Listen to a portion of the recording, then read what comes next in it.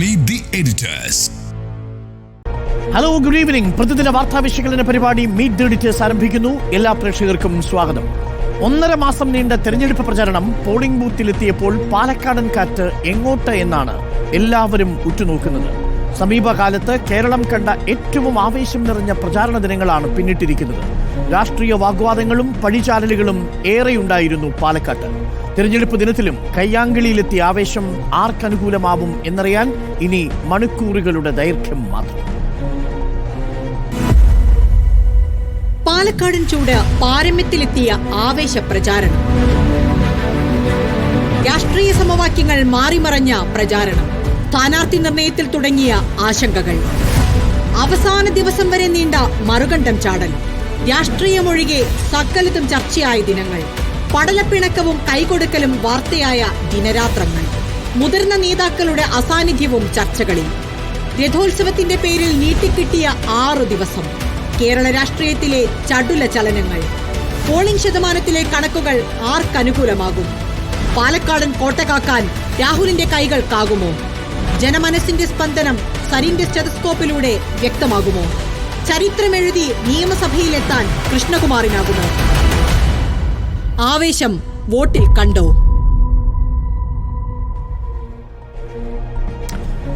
പാലക്കാട്ടെ ഒടുവിലെ കണക്ക് പ്രകാരം 70.51% പോളിംഗ്. കഴിഞ്ഞ തവണ അത് 75%. പോസ്റ്റൽ ബാലറ്റ് കൂടി കണക്കിലെടുത്താൽ 72%, 72.5% അല്ലെങ്കിൽ 73% എന്ന നിലയിൽ വരും. അങ്ങനെ വന്നാലും 2.5% കുറവുണ്ടാവും. 1,37,302 വോട്ടർമാരാണ് 184 ബൂത്തുകളിലായി വോട്ട് രേഖപ്പെടുത്തിയത്. 2021 തെരഞ്ഞെടുപ്പിനേക്കാൾ 3.32% പോളിംഗ് ആണ് ഇത്തവണ കുറഞ്ഞത്, പോസ്റ്റൽ ബാലറ്റ് കണക്കിലെടുക്കാതെ. മാത്തൂർ, പിരായിരി, കണ്ണാടി പഞ്ചായത്തുകളിൽ വോട്ട് ശതമാനം കുറഞ്ഞിട്ടുണ്ട്. റോഷിപാൽ നമുക്കൊപ്പം ചേരുന്നു. അല്ലമീൻ UDF ക്യാമ്പിൽ നിന്നും, സാനിയ മനോമി LDF ക്യാമ്പിൽ നിന്നും, ദീപക് മലയമ്മ NDA ക്യാമ്പിൽ നിന്നും തത്സമയം നമുക്കൊപ്പം ചേരും. ആദ്യം റോഷിപാലിലേക്ക് പോകുന്നു. റോഷിപാൽ, 2021 തിരഞ്ഞെടുപ്പിനേക്കാൾ 3% വോട്ടിന്റെ കുറവാണ് ഉണ്ടായിരിക്കുന്നത്. പോസ്റ്റൽ ബാലറ്റ് കൂടി കണക്കിലെടുത്താൽ ഒരുപക്ഷെ 2% കുറവുണ്ടായിരിക്കുന്നു. ഈ പ്രചരണത്തിലെ ആവേശം, കൊട്ടിക്കലാശത്തിലെ ആവേശം, വിവാദത്തിലെ ആവേശം വോട്ടായി മാറിയില്ല എന്നാണോ അത് സൂചിപ്പിക്കുന്നത്? പക്ഷെ മുനിസിപ്പാലിറ്റിയിൽ കാര്യമായ വോട്ട് ഇടിയാതിരിക്കുകയും 3 പഞ്ചായത്തുകളിൽ കാര്യമായ കുറവുണ്ടാവുകയും ചെയ്തതിനെ മുന്നണികൾ എങ്ങനെയാണ് കാണുന്നത്?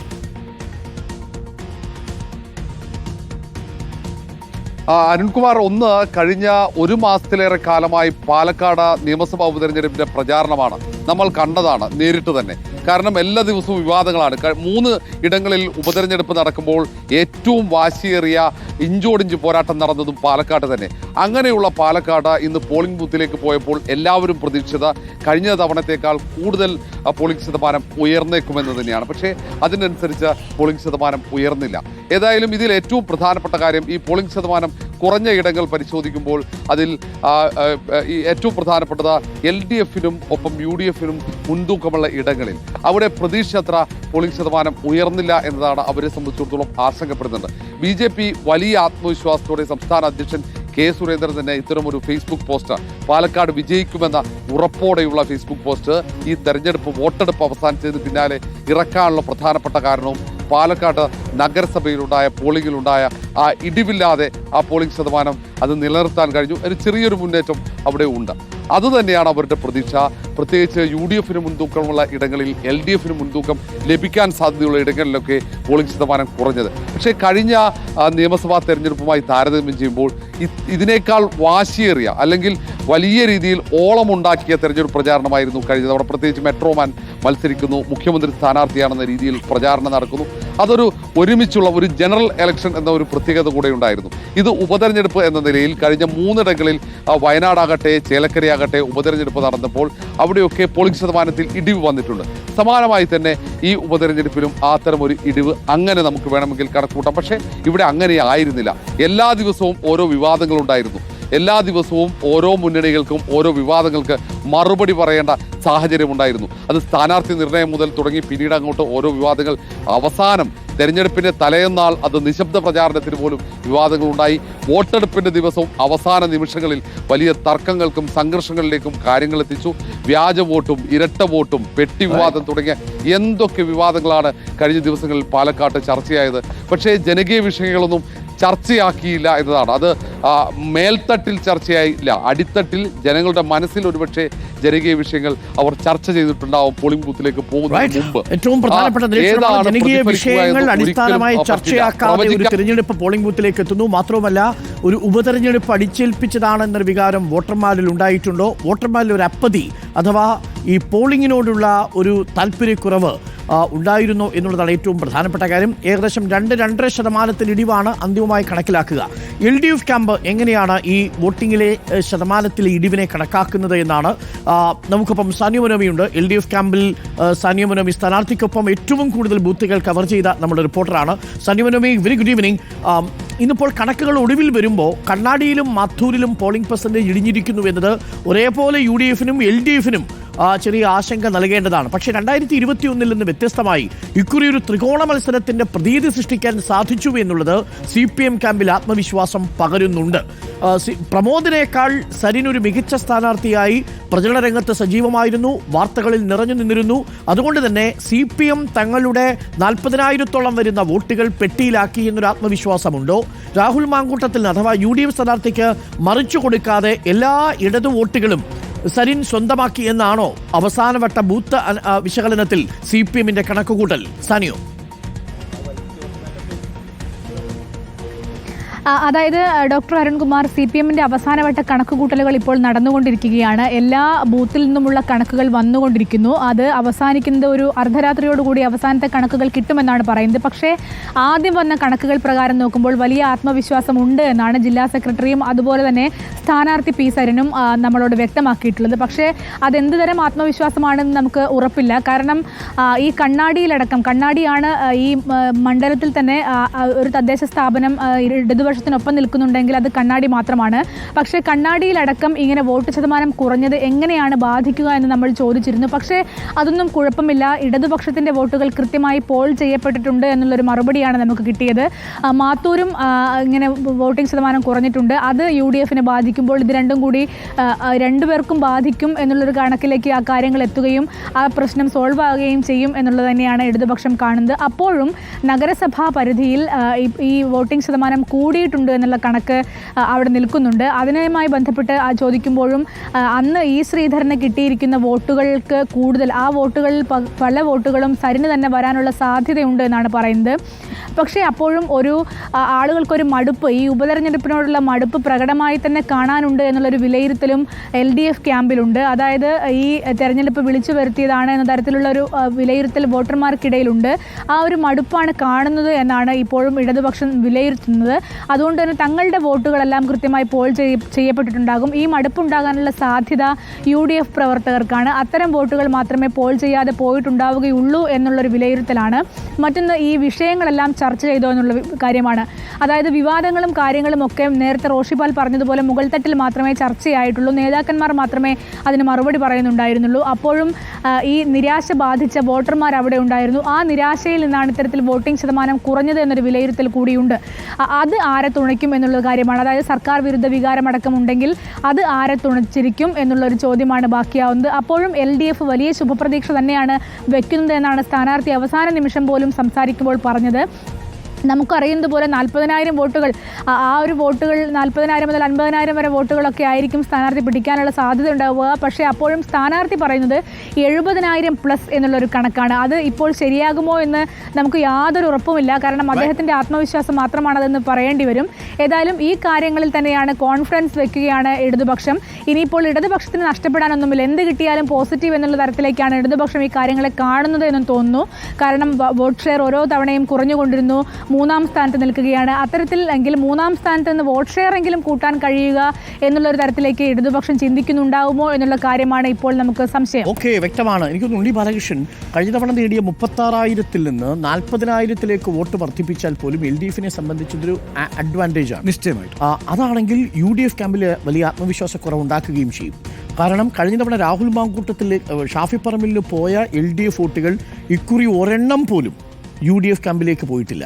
അത് പൂർണ്ണമായും LDF ക്യാമ്പിലേക്ക് വന്നിട്ടുണ്ട് എന്നാണ് LDFിൻ്റെ ആത്മവിശ്വാസം. അത് ആ അർത്ഥത്തിൽ ഒരു 2000-3000 വോട്ട് ഇളക്കി മാറ്റുന്നത് UDFിൻ്റെ ആയിരിക്കും. മാത്രമല്ല പഞ്ചായത്തിലെ വോട്ടിംഗ് പെർസെൻറ്റേജിൻ്റെ ഇടിവ് UDF കേന്ദ്രങ്ങളെ അമ്പരപ്പിച്ചിട്ടുണ്ട്. പക്ഷേ നമ്മളത് ഏകപക്ഷീയമായി കണ്ട ഇപ്പം ഒരു നമ്മളിപ്പോൾ പ്രതീക്ഷിക്കുന്നത് എത്രയാ 2% കുറവാണല്ലോ. 2.5%. ശരി 3%. അത് മൊത്തത്തിലാണ്. അല്ല അതിന് പോളിംഗ് നമുക്ക് പോസ്റ്റൽ ബാലറ്റ് കൂടി വന്നു കഴിയുമ്പോൾ വരുമ്പോൾ നമുക്ക് അതിൻ്റെ ഒരു 3% കുറവ് ഇല്ല 2.5%. ഈ 2.5% കുറയുന്നത് ഇപ്പം നമ്മളൊരു തെരഞ്ഞെടുപ്പിൽ 3 മുന്നണികളും മത്സരിക്കുന്നുണ്ടല്ലോ. ഏതെങ്കിലും ഒരു മുന്നണിക്ക് മാത്രമായിട്ട് വോട്ട് കുറയില്ല. ഞാൻ അവിടെ ശ്രദ്ധിച്ചൊരു കാര്യം എന്താ അറിയാറുണ്ട്, ഈ നമ്മളിപ്പോൾ പിരായിരി UDFിൻ്റെ വലിയ സ്ട്രോങ് ഹോൾഡാണെന്ന് പറയുന്നു. അത് ശരിയുമാണ്. അവിടെയാണല്ലോ 6000 വോട്ടിന്റെ ലീഡ് ഷാഫി പറമ്പിൽ ഉണ്ടാക്കുന്നത്. അവിടുത്തെ BJPയുടെ വോട്ട് എത്രയാണെന്നറിയാവോ? 6000-ന് മേളില അല്ലേ? LDFിന്റെ വോട്ടും 6000-ന് മേളിലാണ്. അവിടെ 12000 വോട്ട് പിന്നെ UDFിന് കിട്ടുന്നു എന്നുള്ളൊരു യാഥാർത്ഥ്യമായിരിക്കുമ്പോൾ പോലും ഈ പറയുന്ന BJPയും LDFും ഒരേപോലെ ശക്തമായിരിക്കുന്ന അല്ലെങ്കിൽ തുല്യമായിരിക്കുന്ന ഒരു പഞ്ചായത്താണ് ഈ പറയുന്ന പിരായിരി എന്ന് പറയുന്നത്. അതേപോലെ നമ്മൾ പിന്നെ മാത്തൂരിലേക്ക് വന്നാൽ ഏതാണ്ട് 4000-നടുത്ത് വോട്ട് BJPക്ക് ഉണ്ട് അല്ലേ? 4000-നടുത്ത് വോട്ടുണ്ടെന്നാണ് ഞാൻ വിചാരിക്കുന്നത്. അതെ. അവിടെ 3960 അല്ലേ? അവിടെ പിന്നെ 1ാം സ്ഥാനത്ത് നിൽക്കുന്ന LDF ആണ്, തൊട്ടു പിന്നിൽ UDF ആണ്. അവിടെയും 4000-ഓളം വോട്ട് BJPക്ക് ഉണ്ട്. അപ്പം അതുപോലെ തന്നെയാണ് കണ്ണാടി എന്ന് പറയുന്നത്. കണ്ണാടി എന്ന് പറയുന്ന സ്ഥലത്ത് ഏതാണ്ട് 5000-ഓളം വോട്ടുണ്ട്. കഴിഞ്ഞ പ്രാവശ്യത്തെ കണക്കാണ് നോക്കുകയാണെങ്കിൽ 4697 വോട്ടുണ്ട് അല്ലേ? അപ്പം ഇങ്ങനെ വരുമ്പോൾ ഈ 3 പഞ്ചായത്തുകളിലെയും പിന്നെ ശതമാനം കുറയുന്നു എന്ന് പറയുന്നത് ഏകപക്ഷീയമാവില്ല. ഒന്ന് അതുപോലെ തന്നെ നമുക്ക് നോക്കാമല്ലോ. ഇപ്പം അലമീനുണ്ട്. അലമീൻ നമുക്കിപ്പം UDF ക്യാമ്പിലുണ്ട്. നമുക്കൊന്ന് അലമീനിലേക്ക് കൂടി ഒന്ന് പോയി വരാം. അലമീൻ, ഈ കണക്കുകൾ എങ്ങനെയാണ് UDF കേന്ദ്രങ്ങൾ വിലയിരുത്തുന്നത്? തിരഞ്ഞെടുപ്പ് കഴിഞ്ഞ ഉടൻ തന്നെ എനിക്കൊന്ന് 6 മണി കഴിഞ്ഞ് ആദ്യത്തെ 10 മിനിറ്റിനുള്ളിൽ തന്നെ BJP സംസ്ഥാന അധ്യക്ഷൻ്റെ ഫേസ്ബുക്ക് പോസ്റ്റ് വന്നു. ഈ വിജയം ഉറപ്പിച്ചുകൊണ്ട്, അതും കൽപ്പാത്തി വിശ്വനാഥനെ സാക്ഷിയാക്കിക്കൊണ്ടാണ് ഫേസ്ബുക്ക് പോസ്റ്റ് വന്നിരിക്കുന്നത്. അപ്പോൾ അത്തരമൊരു ആത്മവിശ്വാസം NDA പ്രകടിപ്പിക്കുന്നുണ്ട്. പക്ഷേ ഇവിടെ മാത്തൂരിലും കണ്ണാടിയിലും പിരായിരിയിലും പോളിംഗ് പെർസെൻറ്റേജ് കുറഞ്ഞത് UDF കേന്ദ്രങ്ങളിൽ ഒരു ആശങ്ക ഉണ്ടാക്കിയിട്ടുണ്ടോ അലമീൻ? ആയിരിക്കും എന്നുള്ളതാണ് ഇടത് ക്യാമ്പിന്റെ ഒരു അവസാന കണക്കുകൂട്ടലാണ് നമ്മൾ മനസ്സിലാക്കുന്നത്. അലമീനോടാണ്.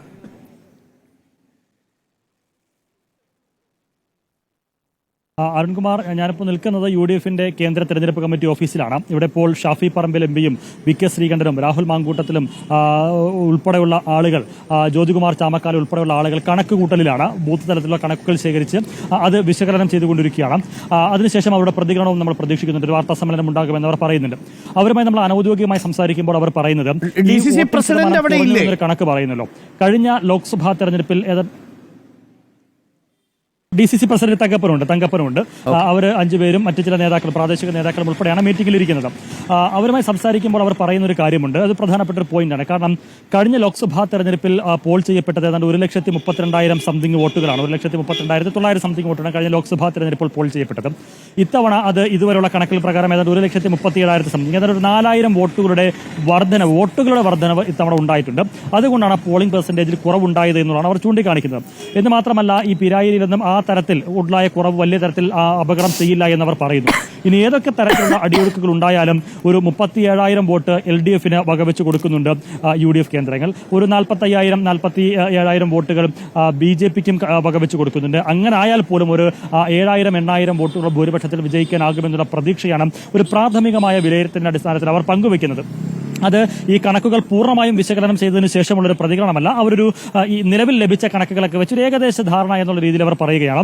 ഇപ്പോൾ ഏതായാലും ആ കിട്ടിയ കണക്കുകളും മറ്റു കണക്കുകളൊക്കെ താഴെത്തലത്തിൽ ശേഖരിച്ചുകൊണ്ടുള്ള ഒരു കണക്ക് കൂട്ടലുകൾ ആ ഓഫീസിനകത്ത് നടക്കുന്നുണ്ട്. ഞാനിപ്പോൾ നിൽക്കുന്ന കേന്ദ്ര തെരഞ്ഞെടുപ്പ് കമ്മിറ്റി ഓഫീസിലാണ്. ആ ദൃശ്യങ്ങൾ കൂടി നമുക്ക് കാണിക്കാം. അവരൊക്കെ ഉള്ളിലാണ് മീറ്റിംഗ് നടക്കുന്നത്. മറ്റു പല പ്രവർത്തകരും ആ തെരഞ്ഞെടുപ്പ് കമ്മിറ്റി ഓഫീസിന് മുന്നിൽ സജീവമായി തന്നെയുണ്ട്. അപ്പോൾ ആശങ്കയ്ക്ക് ഏതെങ്കിലും തരത്തിൽ വകയില്ല എന്നുള്ളത് തന്നെയാണ് UDF നേതാക്കൾ പറയുന്നത്.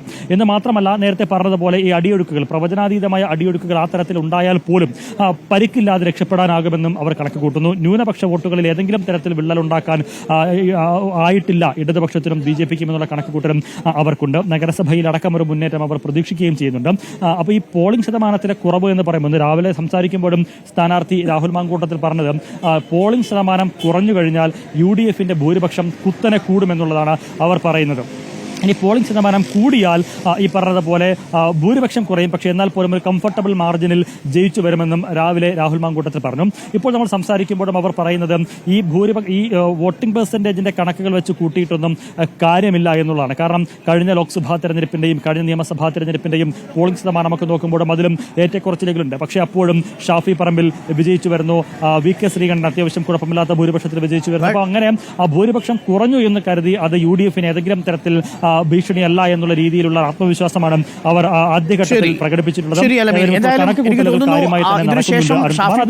പ്രതികരണം നമ്മൾ പ്രതീക്ഷിക്കുന്നു. വി കെ ശ്രീകണ്ഠനും രാഹുൽ മാങ്കൂട്ടത്തിലും ഒരുപക്ഷെ മാധ്യമങ്ങളെ കാണുമായിരിക്കും.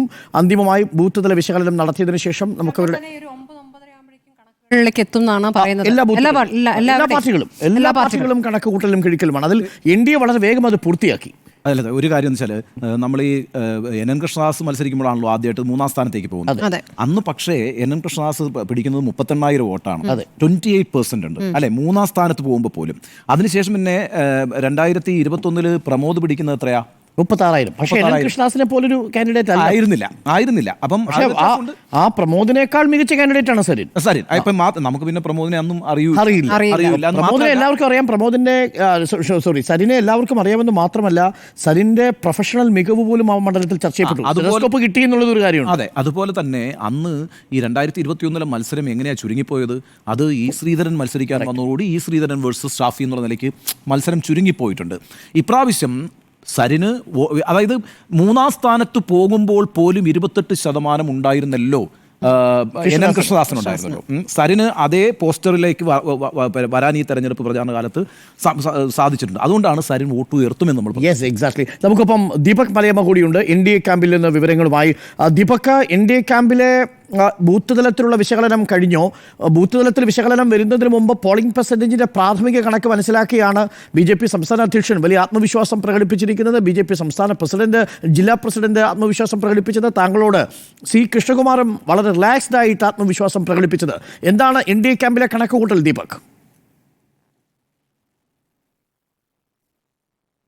അരുൺകുമാർ അവസാനവട്ട കണക്കിലേക്ക് എത്തിയിട്ടില്ല. പക്ഷേ കൃത്യമായി അവർ പറയുന്നത് 3 കാര്യങ്ങളാണ് മുന്നോട്ട് വെക്കുന്നത്. അതിലൊന്ന്, മുനിസിപ്പാലിറ്റിയിൽ ഏതാണ്ട് 1% വോട്ടുകളുടെ വർധനവ് ഉണ്ടായിട്ടുണ്ട്. അത് പൂർണ്ണമായും തങ്ങൾക്ക് അനുകൂലമാകും എന്നുള്ളതാണ് ഒരു വിലയിരുത്തൽ. രണ്ടാമത്തേത്, നേരത്തെ തന്നെ BJP വോട്ടുകൾ പൂർണ്ണമായും പോൾ ചെയ്യിപ്പിക്കപ്പെടാൻ കഴിയാതെ പോകുന്ന സാഹചര്യം ഉണ്ടായിരുന്നു. എന്നാൽ അത് പൂർണ്ണമായും ഇത്തവണ പരിഹരിച്ചു എന്നുള്ള ആത്മവിശ്വാസം NDA ക്യാമ്പിനുണ്ട്. അതിൻ്റെ ഒരു ഉദാഹരണവും കൂടിയാണ് മൂത്താന്തറ ഉൾപ്പെടെയുള്ള മേഖലകളിൽ, പ്രത്യേകിച്ച് പ്രശ്നബാധിത ബൂത്തുകൾ എന്നൊക്കെ നമ്മൾ നേരത്തെ പറഞ്ഞിരുന്ന ബൂത്തുകളിലൊക്കെ 80%-ലധികം വോട്ടുകൾ കൃത്യമായി പോൾ ചെയ്യപ്പെട്ടു എന്നുള്ളത് കൂടി. മറ്റൊന്ന്, ഈ പഞ്ചായത്തിലേക്ക് എത്തുന്ന ഘട്ടത്തിലാണ് എല്ലായ്പ്പോഴും NDA സംബന്ധിച്ച് അവരുടെ ലീഡ് നഷ്ടപ്പെടുന്ന സാഹചര്യം ഉണ്ടാകാറുള്ളത്. മുനിസിപ്പാലിറ്റിയിൽ താരതമ്യേന നല്ല ലീഡ് എടുക്കുകയും എന്നാൽ അത് പഞ്ചായത്ത് തലത്തിലേക്ക് പോകുമ്പോൾ അത് മാറിപ്പോകുന്ന സാഹചര്യം ഉണ്ടായിരുന്നു. പക്ഷേ ഇത്തവണ നമ്മൾ നേരത്തെയൊക്കെ സൂചിപ്പിച്ചതുപോലെ തന്നെ പിരായിരി ഉൾപ്പെടെ ന്യൂനപക്ഷ വോട്ടുകൾ ഏറെയുള്ള പഞ്ചായത്തുകളിൽ വോട്ടിംഗ് ശതമാനത്തിൽ കുറവ് വന്നിട്ടുണ്ട്. അത് ഈ ന്യൂനപക്ഷ വോട്ടുകളിലൊക്കെ സ്പ്ലിറ്റ് വന്നിട്ടുണ്ട് എന്നുള്ളത് തന്നെയാണ് വിലയിരുത്തുന്നത്. അങ്ങനെയെങ്കിൽ പൂർണ്ണമായും ആത്മവിശ്വാസത്തിലേക്ക് എത്താൻ കഴിയുന്ന സാഹചര്യം ഉണ്ട് എന്നുള്ളതാണ് NDA ക്യാമ്പ് വിലയിരുത്തുകയും ചെയ്യുന്നത്. നേരത്തെ തന്നെ അടിത്തട്ടിൽ അത്തരത്തിലുള്ള പ്രവർത്തനങ്ങൾ ഏകോപിപ്പിച്ചതിൻ്റെ ഗുണം ഇത്തവണ ഉണ്ടാകും എന്ന വലിയ രീതിയിൽ പ്രതീക്ഷ വെച്ചു പുലർത്തുകയും ചെയ്യുന്നുണ്ട്. നമ്മൾ നേരത്തെ അരുൺ സൂചിപ്പിച്ചതുപോലെ BJP സംസ്ഥാന അധ്യക്ഷൻ ഈ ഒരു തെരഞ്ഞെടുപ്പ് കഴിഞ്ഞ് തൊട്ടടുത്ത മിനിറ്റുകളിൽ തന്നെ ഇട്ടിരിക്കുന്ന പോസ്റ്റ് പോലും കൃത്യമായി ആ ഒരു കണക്കുകൂട്ടലിൻ്റെ പുറത്താണ്. എന്ന് വെച്ചാൽ BJP വോട്ടുകൾ നേരത്തെ ഉണ്ടായിരുന്നത് കൃത്യമായി പോൾ ചെയ്യപ്പെടാതെ പോവുക, അതേസമയം തന്നെ BJP അനുഭാവികളായിട്ടുള്ള മറ്റാളുകളുടെ വോട്ട് വരിക, അങ്ങനെ ഒരു കണക്ക് നേരത്തെ ഉണ്ടായിരുന്നു. ഈ ശ്രീധരൻ ഉൾപ്പെടെ അത്തരത്തിൽ അദ്ദേഹത്തിൻ്റെ വ്യക്തിപരമായ ഒരു ഇഷ്ടം കൊണ്ടുള്ള വോട്ടുകളും അതിനപ്പുറത്ത് അനുഭാവത്തോടു കൂടിയുള്ള വോട്ടുകളും ഒക്കെ വന്നപ്പോഴൊക്കെ അന്താളിച്ചു നിന്ന സാഹചര്യമുണ്ട്. എന്നാൽ അതിൽ നിന്ന് മാറിക്കൊണ്ട് കൃത്യമായി സംഘടനാ സംവിധാനം ഉപയോഗിച്ചുകൊണ്ട് പോൾ ചെയ്യിപ്പിക്കാൻ കഴിയാവുന്ന എല്ലാ വോട്ടുകളും പോൾ ചെയ്യിപ്പിച്ചു എന്നുള്ളതാണ് ഏറ്റവും വലിയ ആത്മവിശ്വാസം. മറ്റൊന്ന്, നേരത്തെ ഞാൻ സൂചിപ്പിച്ചതുപോലെ പഞ്ചായത്ത് തലത്തിലുള്ള കണക്ക് വരുന്ന ഘട്ടത്തിൽ അവിടെയുള്ള ന്യൂനപക്ഷ വോട്ടുകളിലടക്കം വീഴ്ച വന്നു എന്നുള്ളതാണ്. അങ്ങനെയെങ്കിൽ പൂർണ്ണമായും വിജയിക്കാൻ കഴിയും എന്നുള്ള പ്രതീക്ഷ വെച്ച് പുലർത്തുന്നു. അതിനപ്പുറത്ത് ഈ ക്രൈസ്തവ വോട്ടുകളുടെ കാര്യത്തിൽ ഏതാണ്ട് 4% വോട്ടുകളാണ് മണ്ഡലത്തിൽ വരുന്നത്. അതിൽ തന്നെ അത്യാവശ്യം വോട്ടുകൾ നേടിയെടുക്കാൻ മുനമ്പം വിഷയം ഉൾപ്പെടെ മുൻനിർത്തിക്കൊണ്ട് സാധിച്ചു എന്നുള്ള ഒരു വിലയിരുത്തൽ കൂടിയുണ്ട്. അങ്ങനെയെങ്കിൽ ഏതാണ്ട് ഒരു 3000 വോട്ടിന്റെ ഭൂരിപക്ഷത്തിലെങ്കിലും വിജയിക്കാൻ കഴിയും എന്നുള്ള പ്രതീക്ഷ ഇപ്പോൾ NDA ക്യാമ്പ് വെച്ച് പുലർത്തുന്നു. Okay, thank you Deepak. നമുക്ക് PA സുനിലേക്ക് കൂടി ഒന്ന് പോകണം. ഇന്ന് സംസ്ഥാനത്തെ പാലക്കാട്ടെ ഉപതെരഞ്ഞെടുപ്പിനോടൊപ്പം തന്നെ മഹാരാഷ്ട്രയും ജാർഖണ്ഡും ഇന്ന് നിയമസഭയിലേക്ക് തെരഞ്ഞെടുപ്പ് നടന്ന ദിവസമാണ്. മഹാരാഷ്ട്രയിലെയും ഒപ്പം ജാർഖണ്ഡിലെയും എക്സിറ്റ് പോൾ ഫലങ്ങൾ വന്നിട്ടുണ്ട്. മഹാരാഷ്ട്രയിൽ ഇന്ത്യയുടെ മഹായുതി സഖ്യം ഭരണ തുടർച്ച നേടും എന്നാണ് പല എക്സിറ്റ് പോളുകളും പ്രവചിച്ചിരിക്കുന്നത്. ജാർഖണ്ഡിലും മിക്കവാറും എല്ലാ പോളുകളും NDAക്ക് അധികാരം തിരിച്ചുപിടിക്കാൻ കഴിയുമെന്ന് പ്രവചിക്കുന്നു. എന്നാൽ അതിൽ ചില എക്സിറ്റ് പോൾ ഫലങ്ങൾ മാത്രമാണ് ജാർഖണ്ഡിൽ ഇന്ത്യ മുന്നണിക്കൊപ്പം നിൽക്കുന്നത്. നമുക്കിപ്പം പി ആർ സുനിൽ ചേരുന്നുണ്ട്. പി ആർ സുനിൽ, മഹാരാഷ്ട്രയിൽ പക്ഷേ കേവല ഭൂരിപക്ഷം മഹായുതി സഖ്യം നേടുമെന്നാണ് മിക്ക എക്സിറ്റ് പോൾ ഫലങ്ങളും പറയുന്നത്. ജാർഖണ്ഡിൽ മാത്രമാണ് ആക്സിസ് മൈ ഇന്ത്യയെ പോലെയുള്ള സർവേകൾ തിരിച്ച് ഇന്ത്യ മുന്നണിക്ക് ഒരു സാധ്യത പറയുന്നത്, അല്ലേ? അരുൺ, തീർച്ചയായും മഹാരാഷ്ട്രയിൽ വന്നിട്ടുള്ള ഭൂരിഭാഗം സർവേകളും BJP സഖ്യം മേൽക്കൈ നേടും എന്ന് തന്നെയാണ് പറയുന്നത്. അതേസമയം ചില സർവേകളെങ്കിലും ഒപ്പത്തിനൊപ്പം ഈ രണ്ട് മുന്നണികളും വരാനുള്ള സാധ്യതകളും ചൂണ്ടിക്കാണിക്കുന്നുണ്ട്. ഒരു സർവേ, അതൊരു പ്രാദേശിക സർവേയാണ്. ആ സർവേ ചൂണ്ടിക്കാണിക്കുന്നത് ആർക്കും ഭൂരിപക്ഷം കിട്ടാത്ത സാഹചര്യവും ഒരുപക്ഷെ മഹാരാഷ്ട്രയിൽ ഉണ്ടാകും എന്നതാണ്. അവിടെ മറ്റുള്ളവർ, പ്രത്യേകിച്ച് ചെറു പാർട്ടികൾ, സ്വതന്ത്രർ, അതുപോലെ തന്നെ റിബലായി മത്സരിച്ചവർ, ഇവരൊക്കെ തന്നെ വലിയ ഘടകമാകും എന്നാണ് ആ സർവേ ചൂണ്ടിക്കാണിക്കുന്നത്. അപ്പോൾ ഈ ഒരു നെക്ക് ടു നെക്ക് ഫൈറ്റ് ഒരു സൂചന ഏതാണ്ട് എല്ലാ മേഖലകളിലും മഹാരാഷ്ട്രയിൽ ഉണ്ടായിരുന്നു. അതുതന്നെ ഈ എക്സിറ്റ് പോളുകളിലൊക്കെ തന്നെ പ്രതിഫലിക്കുന്നു എന്ന് നമുക്ക് ചൂണ്ടിക്കാണിക്കാം. ഈ വലിയൊരു മേൽക്കൈ എന്ന് പറയുമ്പോഴും വലിയ 3-2 ഭൂരിപക്ഷമൊന്നും മഹായുതി സഖ്യത്തിന്, BJP സഖ്യത്തിന് ഒരു സർവേകളും പ്രവചിക്കുന്നില്ല. ഒരു ഭൂരിപക്ഷത്തിന് തൊട്ട് മുകളിൽ എത്തുന്ന ഒരു സീറ്റുകൾ മാത്രമാണ് ഏതാണ്ട് എല്ലാ സർവേകളും നൽകുന്നത്. ഈ തെരഞ്ഞെടുപ്പ് എന്ന് പറയുന്നത് നമുക്കറിയാം, വെറും 5 മാസത്തിന് മുൻപ് നടന്ന ലോക്സഭാ തെരഞ്ഞെടുപ്പിൽ BJPക്ക് വലിയ തിരിച്ചടിയുണ്ടായ സംസ്ഥാനമാണ് മഹാരാഷ്ട്ര. അതിൽ നിന്ന് BJPയെ സംബന്ധിച്ചിടത്തോളം ഇതൊരു വലിയ അഭിമാന പ്രശ്നം കൂടിയായിരുന്നു ഈ തെരഞ്ഞെടുപ്പ്. അതുകൊണ്ട് ഈ ലോക്സഭാ തെരഞ്ഞെടുപ്പിലുണ്ടായ പ്രശ്നങ്ങളൊക്കെ തന്നെ പരിഹരിച്ചുകൊണ്ട് BJP വലിയൊരു തെരഞ്ഞെടുപ്പ് പ്ലാൻ നടത്തിയ തെരഞ്ഞെടുപ്പ് കൂടിയായിരുന്നു മഹാരാഷ്ട്രയിൽ നടന്നത്. പ്രത്യേകിച്ച് RSSന്റെ വലിയ സ്വാധീനം ഇത്തവണയുണ്ടായിരുന്നു. ഗ്രൗണ്ട് വർക്ക് ഉണ്ടായിരുന്നു. VHP വളരെ സജീവമായി ഗ്രൗണ്ടിലുണ്ടായിരുന്നു. BJPക്ക് വലിയ തിരിച്ചടിയേറ്റ മേഖലകളിലൊക്കെ തന്നെ വലിയ പ്രചരണമാണ് ഇത്തവണ BJP നടത്തിയത്. ലാഡ്ലി ബഹൻ പോലുള്ള BJPയുടെയും മഹായുതി സഖ്യത്തിൻ്റെയും ഒക്കെ തന്നെ തെരഞ്ഞെടുപ്പ് വാഗ്ദാനം ഗ്രൗണ്ടിൽ വലിയ തോതിൽ ചർച്ചയായി കൊണ്ടുവരാൻ BJPക്കും മഹായുതി സഖ്യത്തിനും ഒക്കെ തന്നെ കഴിഞ്ഞിട്ടുണ്ട്. OBC വോട്ടുകളിലെ ഒരു കൺസോളിഡേഷൻ ഇത്തവണ ഉണ്ടാക്കാൻ BJP ശക്തമായ നീക്കങ്ങൾ മഹാരാഷ്ട്രയിൽ നടത്തുകയും ചെയ്തു. കഴിഞ്ഞ ലോക്സഭാ തെരഞ്ഞെടുപ്പിൽ യഥാർത്ഥത്തിൽ BJPയുടെ സ്വപ്നങ്ങളെ തകർത്തത് ഉത്തർപ്രദേശും മഹാരാഷ്ട്രയുമായിരുന്നു. മഹാരാഷ്ട്രയിൽ വലിയ മുന്നേറ്റമാണ് ഇന്ത്യ മുന്നണി ഉണ്ടാക്കിയത്. അപ്രതീക്ഷിതമായ മുന്നേറ്റം തന്നെയായിരുന്നു മഹാരാഷ്ട്രയിൽ.